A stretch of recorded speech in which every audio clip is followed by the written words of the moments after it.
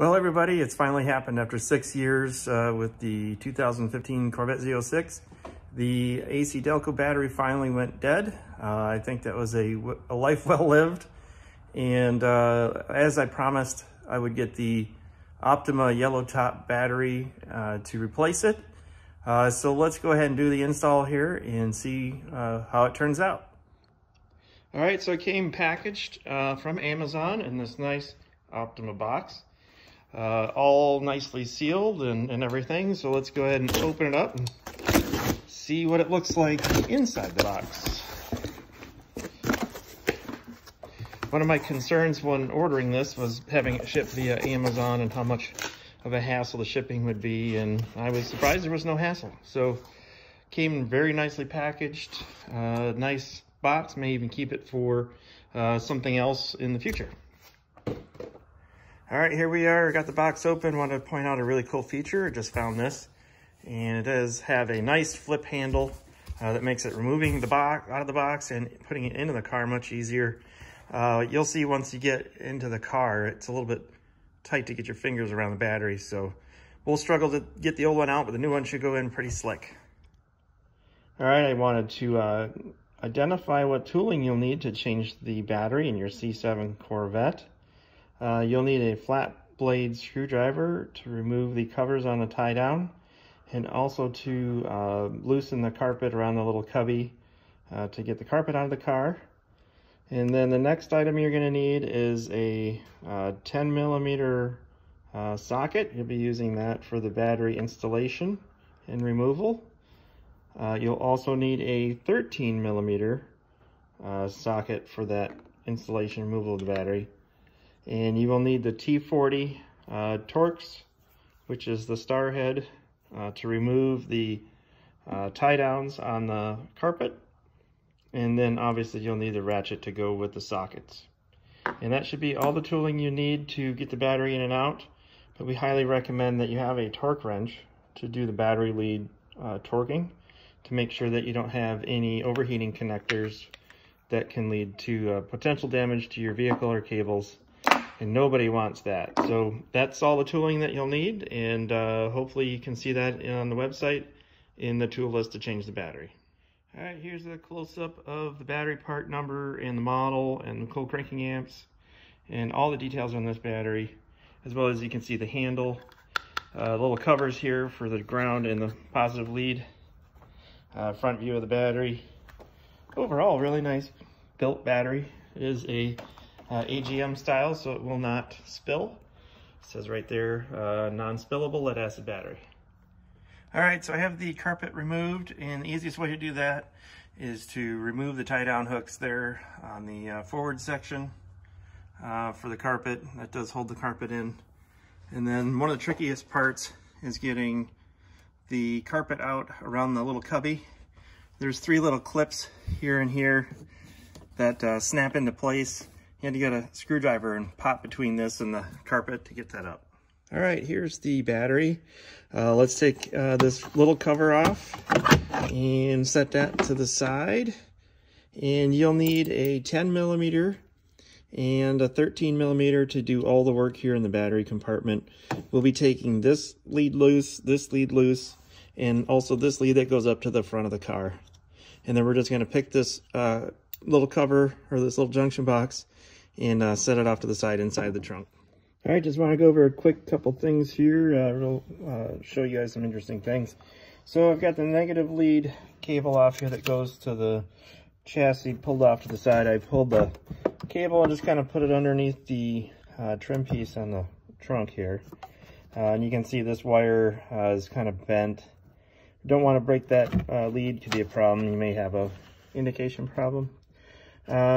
So all these are loose except for these guys. This is clipped to the battery, so you have to reach around to the front and grab and pull up. And you can see it's a little bit of a challenge, and you can see there, just popped right up. So we'll pull that off to the side. And now we have access to the battery.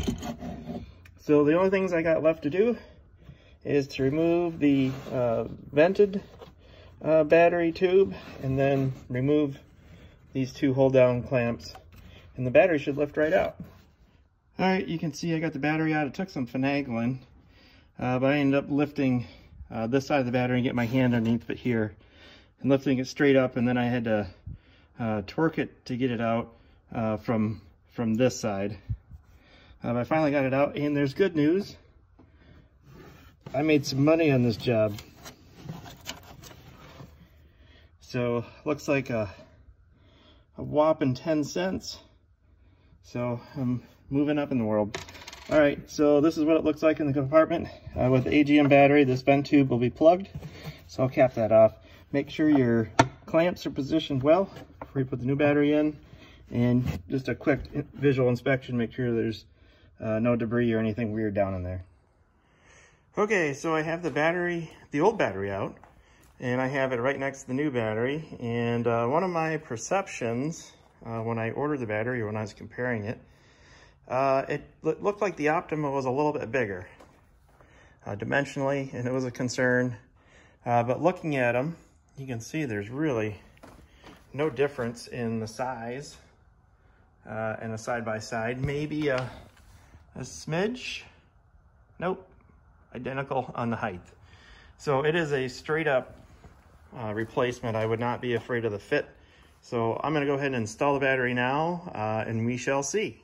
All right, just another quick little comparison here on the battery part number in the description of the original battery. You can see here's the numbers. I would assume that 48 is the group of the battery that I think then changed later on to also include the model number, DH6. So you can see even the 48 still exists in the part number from the Optima.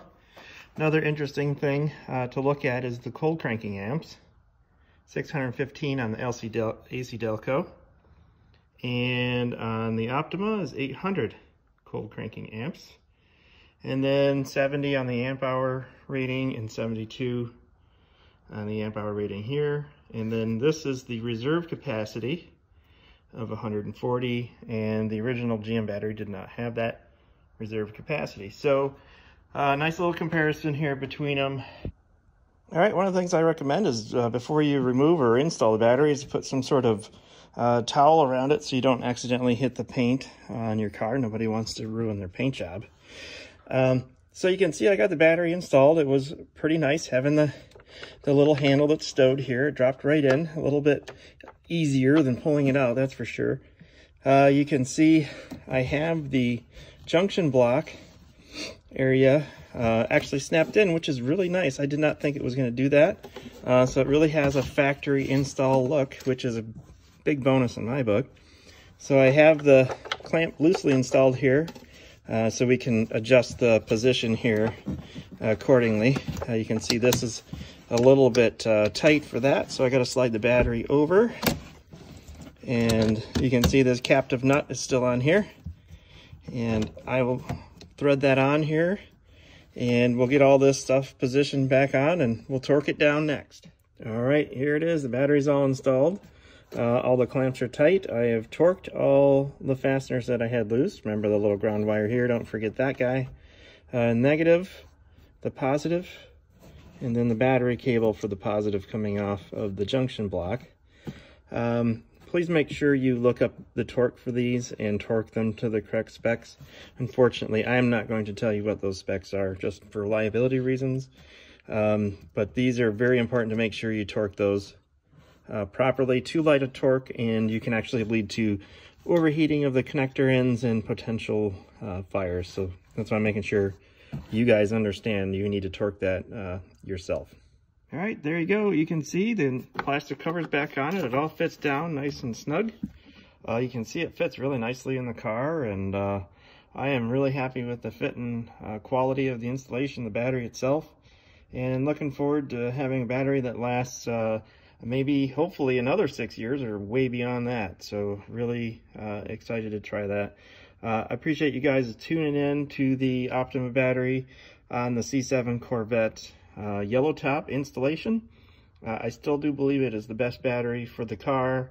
Optima even says they designed it just for this car. So I hope you got something out of this video, and I appreciate you visiting. And like I said before, make sure and check the comments for any information extra for the battery itself from Optima. And thanks for visiting the website. And when you get a chance, please make sure and comment when you get a chance. Thanks.